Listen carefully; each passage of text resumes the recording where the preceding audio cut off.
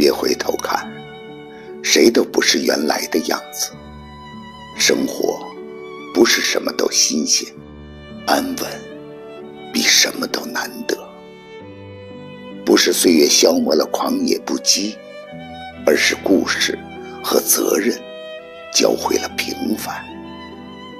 生活就是用那1-2分的甜冲淡那8-9分的苦，日复一日的生活也会有新的快乐。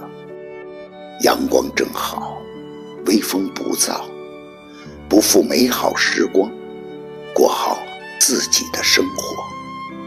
该来的都在路上，用漫不经心的态度过随遇而安的生活。